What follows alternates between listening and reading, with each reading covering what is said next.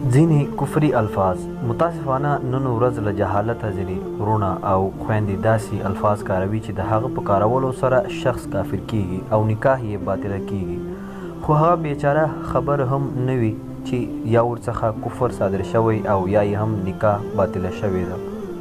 په همدې خاطر موږ دلته د ځینو کفري الفاظو څخه یادونه کوو تر څو علم ورباندې حاصل شي او هڅه وشي چې په ژبه ونه ویل شي. کله چانه په خطا وکارول شول، دستي سړی کلمه ووایي او خپله نکاح نوې کړي. اول چاته وویل شي چې دا ګناه مه کوه، الله جل جلاله به دې جهنم ته واچوي، او هغه په جواب کې ورته ووایي چې زه یې له عذابه نه ویرېږم. د دویم کس الفاظ کفري دي. دوهم چاته وویل شي چې انشاءالله دا کار به دې وشي، هغه ورته ووایي چې زه به یې بې انشاءالله پرته وکم.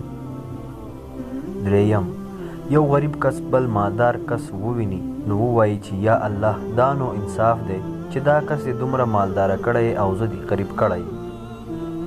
څلورم کله د چا زوی یا لور وفات شي او هغه ووایي چې بس خدایه تا دا زما زوی باندې وس رسېده، یا ووایي بس خدایه تا یو زما زوی لیدلی و.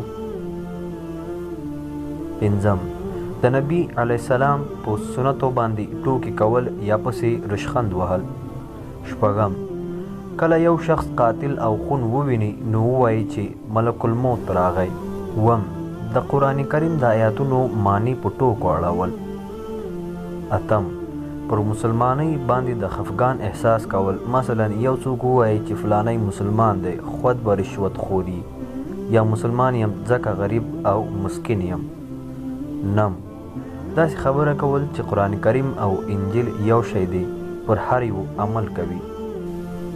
لسم د کفارو د خوشحالولو لپاره د هغوی مذهبي میلو او اخترونو کې ګډون کول. یولسم یو څوک ووایي چې زه به په شریعت فیصله نه کوم، راځه په جرګه به یې سره معلومه کړو، یا یو څوک ورته کوم اسلامي حکم بیان کړي دی ورته ووایي چې نعوذ بالله دا هوایي خبرې دي. دولسم د شراب څښلو یا زنا کولو یا خمار کولو پر وخت بسم الله الرحمن الرحیم ویل. دیارلسم مسلمان ته کافر ویل یا کافر ته مسلمان ویل. څوارلسم د الله جل جلاله لخوا حرام شي ته حلال ویل یا حلال شي ته حرام ویل. پنځلسم داسې شیانو څخه انکار کول لکه دوزخ، جنت، ملایکې، کتابونه او نور. شپاړسم یو چاته د غصې او درد په وخت کې ویل چې نعوذ بالله چې د خدای زوی شي هم دې ولاکه پرېږدم. کوم ویډیو تر آخره کتلی وي نو هیله کوم چې زموږ د یوټیوب چینل هم سبسکرایب کړئ او ویډیو د نورو ملګرو سره هم شریکه کړئ.